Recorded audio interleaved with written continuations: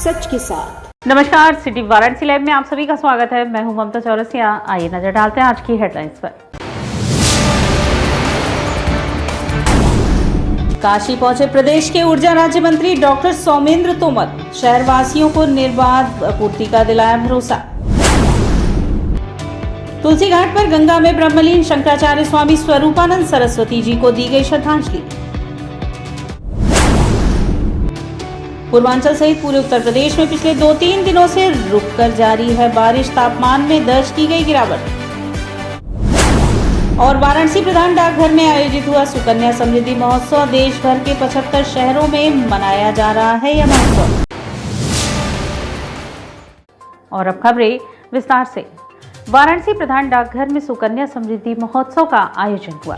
देश भर के 75 शहरों में ये महोत्सव मनाया जा रहा है।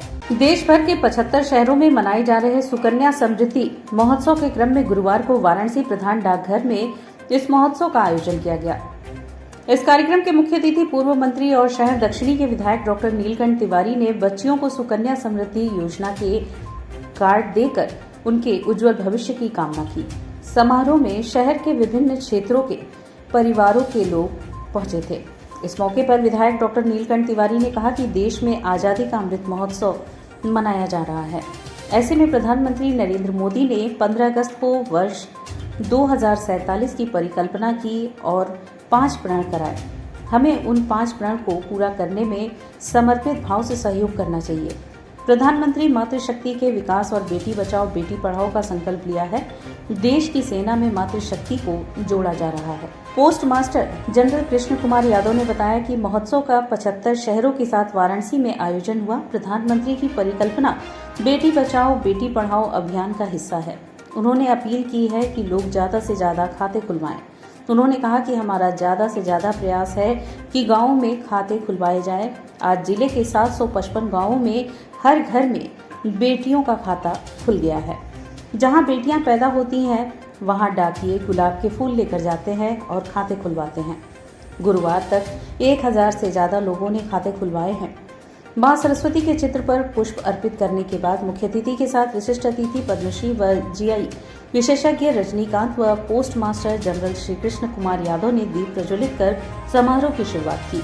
इस दौरान मुख्य अतिथि व विशिष्ट अतिथि को अंग वस्त्रम व स्मृति चिन्ह देकर सम्मानित किया गया।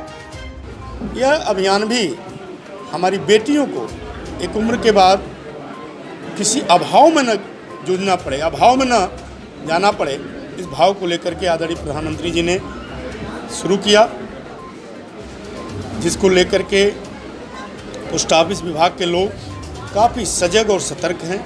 उन लोगों के द्वारा इसको काफ़ी मेहनत करके इस पर काम किया गया है। मैं उन लोगों को भी बहुत बहुत धन्यवाद देता हूँ। क्या है ये योजना? इस योजना में 1 साल से पैदा होने के बाद से 10 साल तक की बच्ची के खाते खुलवाए जा सकते हैं और वो पैसे 250 से 1.5 लाख रुपए तक 1 साल में जमा किए जा सकते हैं। 18 वर्ष के बाद उसको निकाला जा सकता है। उसके पूर्व वह संरक्षित रहता है।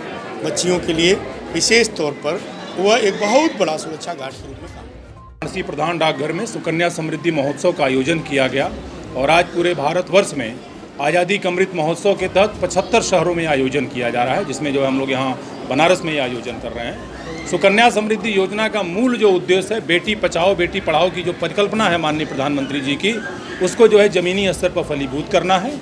इसके तहत पहले दिन जब बच्ची पैदा होती है तब से लेकर करके 10 साल की उम्र तक की बेटियों का जो है सुकन्या समृद्धि का खाता खोला जा सकता है। न्यूनतम 250 रुपये से खोला जा सकता है। आज इस महोत्सव के माध्यम से हम आम जन से भी ये अपील कर रहे हैं कि लोग आगे आएँ और ऐसे लोग जो अपना खाता खुलवाने में सक्षम नहीं हैं उनका भी जो है खाता खुलवाएं और सिर्फ खाता खुलवाएं ही नहीं बल्कि आगे भी जो है उसे जो है पोषणीय बनाएं। और वाराणसी डाक परिक्षेत्र में हम लोगों ने एक पहल की कि ज़्यादा से ज़्यादा गाँवों को संपूर्ण सुकन्या समृद्धि गांव बनाया जाए और यहाँ पर 755 ऐसे गांव हैं वाराणसी डाक परिक्षेत्र में जहाँ पर हर घर में हर बेटी का जो है खाता जो है खुल गया है। और आज भी अगर वहाँ किसी घर में जो है बिटिया की किलकारी घुसती है तो डाकिया बाबू जो है वहाँ गुलाब का फूल लेकर करके बधाई भी देते हैं और वहाँ पर जो है सुकन्या समृद्धि का खाता भी खुलवाते हैं।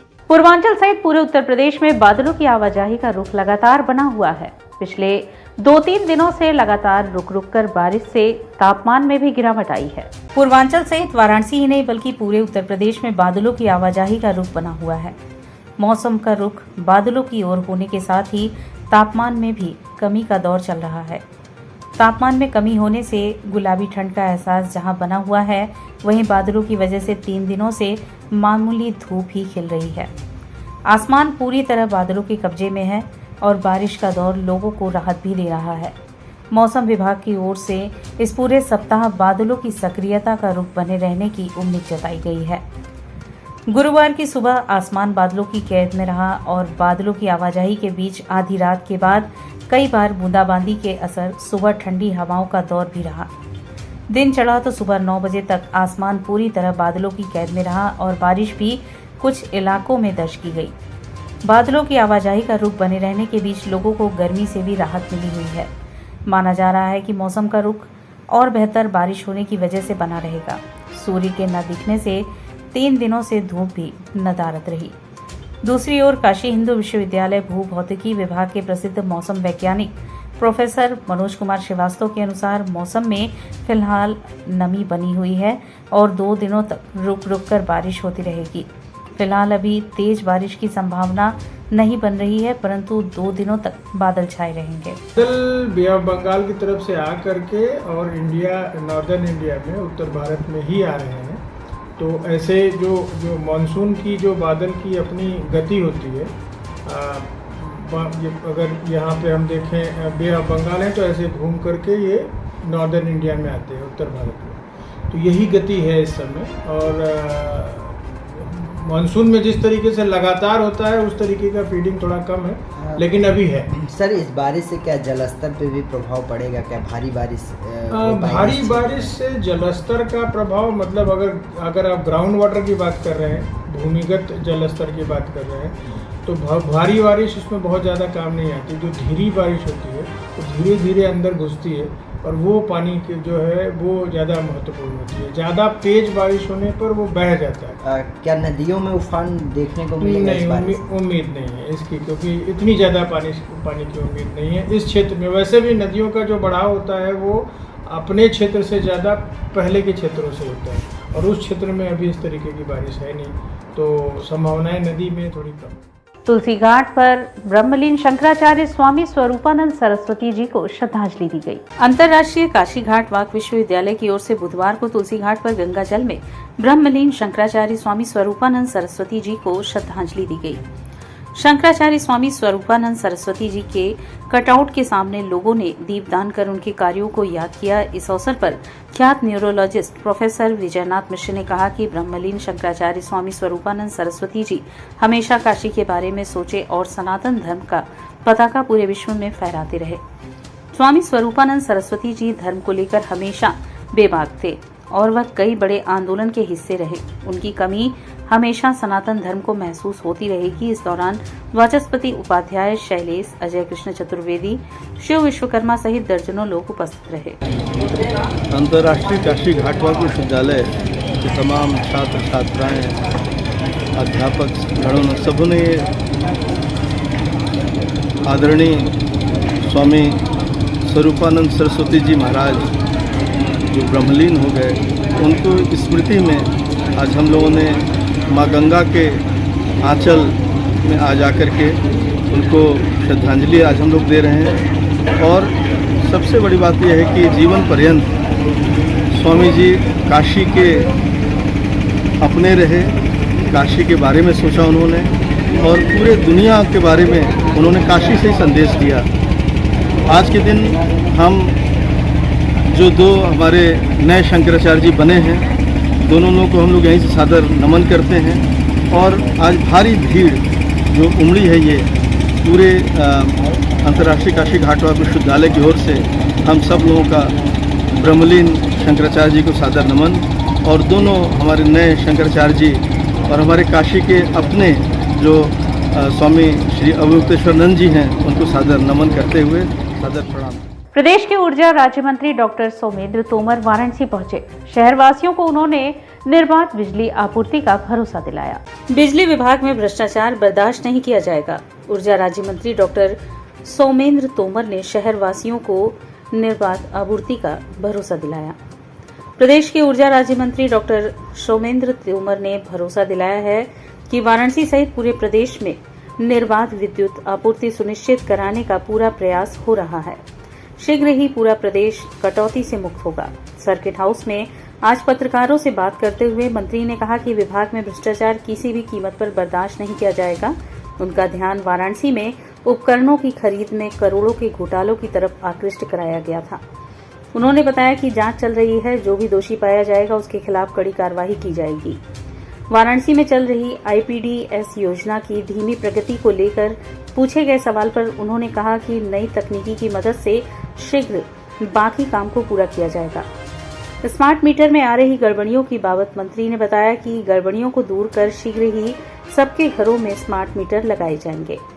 प्रदेश के जनप्रतिनिधियों और मंत्रियों द्वारा अधिकारियों के काम न करने संबंधित शिकायत और मुख्यमंत्री को पत्र लिखे जाने के संबंध में प्रश्न पूछे जाने पर तोमर ने कहा कि योगी सरकार पूरी पारदर्शिता से काम कर रही है, कहीं कोई शिकायत नहीं है। हमारे विभाग के विभागीय मंत्री आदरणीय AK शर्मा जी, जिन्होंने 12 सितंबर से 19 सितंबर तक समाधान दिवस सप्ताह के रूप में एक पूरा अभियान हम लोगों ने चलाया है और मुझे खुशी है बताते हुए कि मैं 12 तारीख से लगातार पूर्वांचल डिस्कॉम में हूँ। हमारे परिवार के सभी कर्मचारी अधिकारी समय से 8 बजे यदि सुबह का समय है, कई जगह हम लोगों ने औचक निरीक्षण किया। हम लोग सुबह 8 बजे पहुँचे, रात में भी हम लोगों ने 8 बजे हम लोग पहुँचे हैं। मुझे खुशी है बताते हुए कि समय से पहुँच रहे हैं और समय से जो समस्या आ रही है लगभग 85 to 90% हम समस्याओं का सेम डे निस्तारण कर रहे हैं। देखिए, ये देश संविधान से चलता है, ये देश किसी ओवैसी के बयान से नहीं चलता और हम लोग हमेशा माननीय न्यायालय का सम्मान करते हैं और मुझे विश्वास है कि चाहे केंद्र की सरकार हो चाहे उत्तर प्रदेश की सरकार हो, हम लोगों की प्रायोरिटी देश और प्रदेश, लोकहित में हमेशा सरकार का प्रयास है कि लोकहित में निर्णय हो। हम जो निर्णय आया उसका सम्मान करते हैं और हमेशा से सम्मान करते हैं। और यहाँ वक्त तो चला है एक छोटे से ब्रेक का, मिलते हैं ब्रेक के बाद। वाराणसी लाइव, सच के साथ। शिक्षित महिला, समृद्ध समाज, आधुनिक शिक्षा, भारतीय सभ्यता, यही है पहचान धीरेन्द्र महिला PG कॉलेज की। NAC एक्रीडिटेड, महात्मा गांधी काशी विद्यापीठ से संबद्ध।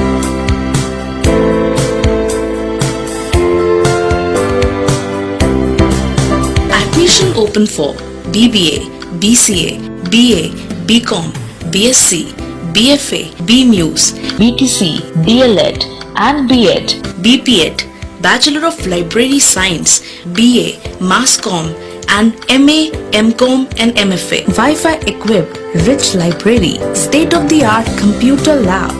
Our 10 gold medalists and merit holders of the university, NCC, safe transportation. For more details, contact Dhirendra Mahila PG College, Karmajitpur, Sundarpur, Varanasi. PMC Hospital, Habitat for Humanity। Doctor Sanjay Chaurasia और doctor Shweta Chaurasia के दूरदर्शी सोच और सेवा भाव से PMC हॉस्पिटल की शुरुआत हुई। 2008 से PMC हॉस्पिटल ने लोगों को उत्कृष्ट चिकित्सा सुविधा प्रदान की है। PMC हॉस्पिटल बनारस में उपलब्ध सर्वोत्तम हॉस्पिटल में से एक है। प्रसूति एवं स्त्री रोग विभाग, पीडियाट्रिक्स एवं नियोनेट्रोलॉजी, जनरल एवं लेप्रोस्कोपिक सर्जरी, अस्थि एवं जोड़ रोग, यूरोलॉजी एवं गैस्ट्रोलॉजी, मनोरोग विभाग, फिजियोथेरेपी जैसी कई सुविधा उपलब्ध है। PMC हॉस्पिटल आपको डॉक्टर द्वारा नियमित OPD की सुविधा देता है। इसके साथ ही आधुनिक गहन चिकित्सा इकाई ICU, ICCU की सुविधा एक ही छत के नीचे आपको मिलती है। मैं doctor Sanjay Chaurasia, director PMC hospital Ravindrapuri, Varanasi. PMC hospital NABH accredited एवं ISO तथा QCI द्वारा मान्यता प्राप्त 50 bed super multi speciality hospital है। पिछले 10 वर्षों से निर्धन परिवारों के लिए एक विशेष OPD की सुविधाएं प्रदान की गई हैं, जिसके माध्यम से स्त्री रोग विभाग एवं बाल रोग विभाग में 1 लाख से अधिक लाभार्थियों को OPD की निःशुल्क सेवाएं प्रदान की गई हैं। हमारा उद्देश्य है कि कम खर्च में उत्कृष्ट स्वास्थ्य सेवाएं आम जनमानस को सर्वसुलभ कराएं। PMC hospital, habitat for humanity. Ravindra Extension behind Durga Kund, Varanasi. Helpline number 0542 2310155 और कॉल 8808960005। कोरोना वायरस ने देश में एक बार फिर से रफ्तार पकड़ ली है। ऐसे में जरूरी है कि सभी लोग पूरी एहतियात बरतें। घर से बाहर निकलते समय मास्क का सदैव प्रयोग करें। समय समय पर हाथों को सैनिटाइजर से सैनिटाइज करें। ज्यादा भीड़ भाड़ वाली जगहों में जाने से बचें। 2 गज की दूरी का पालन करें। स्वस्थ रहें, सुरक्षित रहें। जनहित में जारी वाराणसी लाइव। वाराणसी लाइव, सच के साथ। और ब्रेक के बाद पुनः आपका स्वागत है। बीएचयू अस्पताल में महिला स्टाफ और एमएस के साथ अभद्रता का मामला सामने आया है। महिला स्टाफ ने अस्पताल के मेडिकल सुपरिटेंडेंट पर ही कई गंभीर आरोप लगाए हैं। वहीं आरोपों को खारिज करते हुए एमएस प्रोफेसर के गुप्ता ने कहा कि मैं इन लोगों से बात ही नहीं करता। वहीं महिला स्टाफ ने बीएचयू की महिला शिकायत सेल के चेयरमैन से शिकायत कर दी है। अस्पताल की महिला स्टाफ ने एमएस प्रोफेसर के गुप्ता जब भी वार्ड का निरीक्षण करने आते हैं तब किसी न किसी बात पर महिला कर्मचारियों से बदतमीजी से बात करते हैं। कहते हैं कि तुम लोग 2-2 लाख रुपए तनख्वाह पाती हो, काम कुछ नहीं करती। ऐसा वो तीमारदारों और डी ग्रुप स्टाफ के सामने ही कह देते हैं। निरीक्षण के दौरान महिला स्टाफ को काली और मोटी कहकर बुलाते हैं। दूसरे कर्मचारियों के सामने ही कहते हैं कि तुम सब चोर हो। अभी ये डिमांड हमने है कि हमारा नाइट राउंड हम कर सकते हैं, लेकिन हम नाइट ड्यूटी 8 घंटे हम नहीं कर सकते क्योंकि हमारे आवर्स भी बहुत ज़्यादा हो जाएंगे। और ये है कि यहाँ पर सीवेज का पानी बह रहा है, चला आ रहा है, उसी में हम लोग आ रहे हैं, जा रहे हैं, इन्फेक्टेड हो रहे हैं, तब बीमार पड़ रहे हैं, लेकिन आ रहे हैं, मर रहे हैं, ड्यूटी कर रहे हैं। कोविड ड्यूटी बनाना है, सुपरवाइजरी ड्यूटी बनाना है, ये सब बनाना है। हम एमएस सर से यही कहना चाहते हैं उनके माध्यम से कि सर हम लोगों से क्या मतलब इतना गलती हो गया। पूरा हम लोग काम कर रहे हैं, पूरा टोटल, ना डीएनएस को कोई काम दिया गया है ना कुछ। सारा ड्यूटी से लेके वार्ड के राउंड से लेके और डेली का जो परफॉर्मा है वो हम लोग डेली भर के देते हैं। उसको भी उन्होंने ये कहते हैं कि झूठ है। वो ईश्वर जानता है कि हम लोग कितना सच्चाई की कितना वो करते हैं, क्योंकि जब वो सरासर हम लोग को झूठा साबित कर चुके हैं। जैसे जैसे एलिगेंस लगा कर हम लोग को कुछ ना कुछ बोलते रहते हैं। तो ये हम भी अधिकारी हैं, हम भी सहायक नर्सिंग अधीक्षक हैं और ये हमको as a PTS pre training की तरह हमको ये यूज़ करते हैं इस तरह से। और अकेले में बुला करके हम बुला के हम लोग को डांटना, बोलना, ये करना, हैरेसमेंट करते हैं। जो हम लोग की सच्चाई है, जो चीज़ इंक्वायरी के बोलते हैं तो वो करके लाते हैं, जो चीज़ सच्चाई को प्रेजेंट करते हैं तो वो कहते हैं वो झूठ है वो चीज़। तो उनसे ये रिक्वेस्ट हमारा है कि वो हम लोग के संग क्या हम लोग से कहना चाहते हैं, क्या करवाना चाहते हैं। नाइट ड्यूटी का रेशियो भी हमारा, जैसे हम लोग 8 लोग हैं, हम लोगों को 2-2 लोग को नाइट में भेजा जाएगा, तो हमारी हर तीसरे हफ्ते हम लोग की नाइट ड्यूटी आ जाएगी। सर ये कहाँ का न्याय है? जबकि हमारे जितने भी नॉर्म्स हैं, चाहे आप एम्स मंगा लें और कहीं बीएचयू के नॉर्म्स में भी हमारे नहीं है, लेकिन हम लोगों के ऊपर ज़बरदस्ती इस तरह की चीज़ें थोपी जा रही हैं। सर हम लोग बहुत चीज़ें यहाँ पे अवॉइड किए हैं। जैसे अभी जिस कमरे में हम लोग बैठे हुए हैं, यहाँ पे सीवर का पानी आप देख सकते हैं कंटिन्यू बहता रहता है सर, ठीक है। इसके पहले जो हमारे मेडिकल सुपरिटेंडेंट थे उन्होंने ये रूम हम लोगों को दिया था। सर उस समय कैमरा लगा था क्योंकि यहाँ पे क्रश चलता था, तो कैमरे को डिस्कनेक्ट करवा दिया था उन लोगों ने। सर ने खुद डिस्कनेक्ट कराया था। लेकिन सर अभी कुछ दिन पहले ही हमारे मेडिकल सुपरिटेंडेंट सर ने आदेश देके कि यहाँ पे कैमरा लगेगा। सर बताइए, हम लोगों के पास सर चेंजिंग रूम नहीं है। चेंजिंग रूम के लिए हम लोग एक पर्दा डाल के रखे हैं, यहाँ दरवाज़ा बंद कर लेते थे सर, आके चेंज कर लेते थे दरवाज़ा बंद करके। अब तो कैमरा भी लग गया। हम लोगों ने 1-2 बार कैमरे में भी चेंज किया है सर, लेकिन हमारे प्रशासन को इस चीज़ का जरा सा भी कोई खबर नहीं है सर। आज हम लोगों को बहुत अफसोस, हम लोगों ने बहुत चीज़ें अंदर दबा रखी हैं, बोलना नहीं चाहते कि हमारे इंस्टीट्यूट की पर वो होगी, बदनामी होगी, मुझे अच्छा नहीं लगता सर। इसके पहले भी सर हमारे मेडिकल सुपरिटेंडेंट रहे, उस समय तो सर ने कभी नहीं हमारी एएनएस से नाइट ड्यूटी करवाया। तो अभी ये चीज़ें कहाँ से आ गई हैं? तो इसका तो हम लोग यही ना समझेंगे सर, हम लोग के साथ अन्याय कर रहे हैं। पीएम मोदी के जन्मदिन पर भाजयुमो वाराणसी में 8 स्थानों पर रक्तदान शिविर का आयोजन होगा। पीएम मोदी के जन्मदिन 17 सितंबर को भाजयुमो वाराणसी में 8 स्थानों पर रक्तदान शिविर आयोजित करेगा। भारतीय जनता युवा मोर्चा वाराणसी महानगर अध्यक्ष रजत जायसवाल एवं जिला अध्यक्ष अमन सोनकर ने सर्किट हाउस में आयोजित संयुक्त प्रेस वार्ता के दौरान ये बातें कही। इस नेता द्वय ने कहा कि प्रधानमंत्री श्री नरेंद्र मोदी जी के जन्मदिन 17 सितंबर से महात्मा गांधी की जयंती 2 अक्टूबर तक भारतीय जनता पार्टी ने राष्ट्रव्यापी कार्यक्रम के तहत सेवा पखवाड़ा आयोजित किया है। सेवा के तहत भारतीय जनता युवा मोर्चा द्वारा पीएम मोदी के जन्मदिन 17 तारीख को देश भर में रक्तदान शिविर आयोजित किया जाएगा। इस शिविर में युवा मोर्चा द्वारा 2000 यूनिट रक्तदान का लक्ष्य रखा गया है। उन्होंने कहा कि वाराणसी महानगर में 3 स्थानों पर रक्तदान होगा, जिसमें IMA, लहराबीर, ESIC, पांडेपुर एवं ब्लड बैंक BHU शामिल है। इस तरह वाराणसी जिले में 5 स्थानों पर रक्तदान शिविर लगाया जाएगा, जिसमें हाथी सामुदायिक स्वास्थ्य केंद्र सेवापुरी, बसनी PSC पिंडरा, नरपतपुर ब्लॉक सामुदायिक स्वास्थ्य केंद्र शिवपुर, चोलापुर, CHC अजगरा, काशी विद्यापीठ ब्लॉक सामुदायिक स्वास्थ्य रोहानिया शामिल है। हर एक कार्यकर्ता और जनता अपने उत्साह से यहाँ पे प्रधानमंत्री जी का जन्मदिवस 17 सितंबर को मना रही है और यहाँ पे भारतीय जनता युवा मोर्चा रक्तदान का शिविर हर विधानसभाओं में कर रही है। जैसा हमारे महानगर अध्यक्ष रजत जायसवाल जी ने अपने 3 विधानसभाओं में रखा है, उसी प्रकार जिले में 5 विधानसभाओं में हमारे द्वारा रखा गया।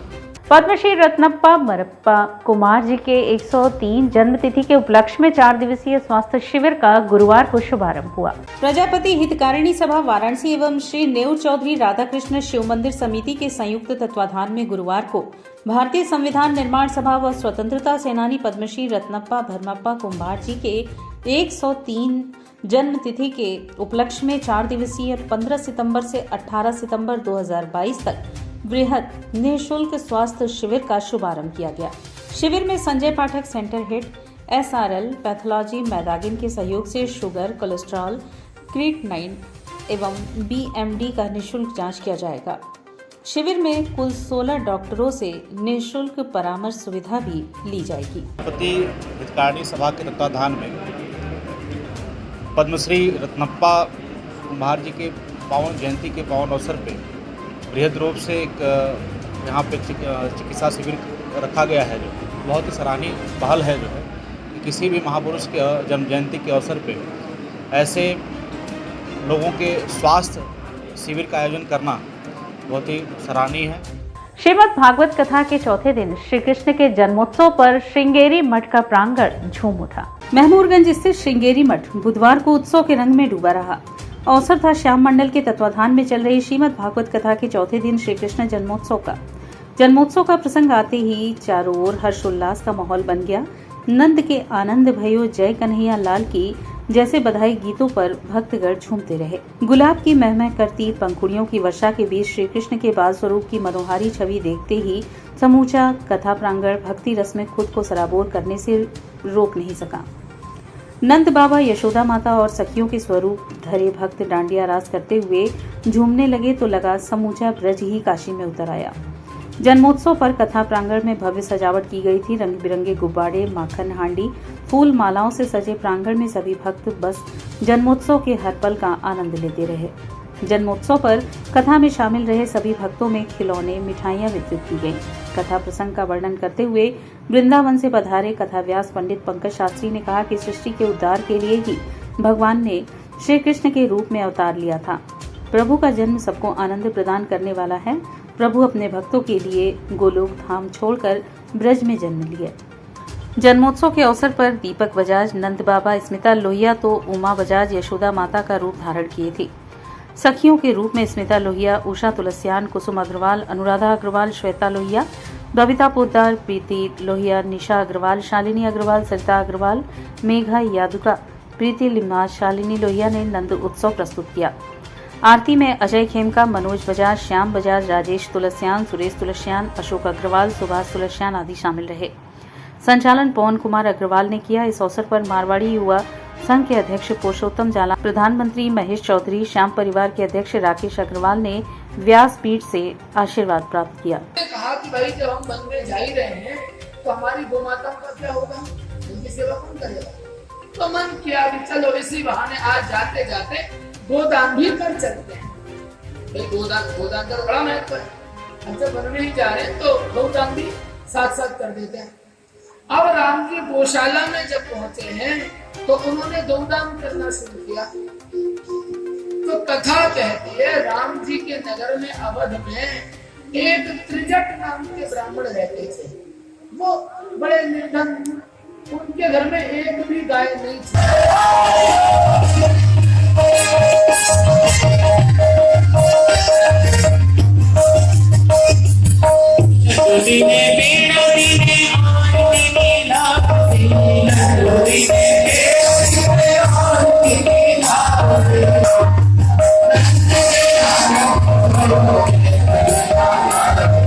और इसी के साथ सिटी वाराणसी लाइव का यह प्रसारण यहीं समाप्त होता है। ममता चौरसिया को दे इजाजत। नमस्कार।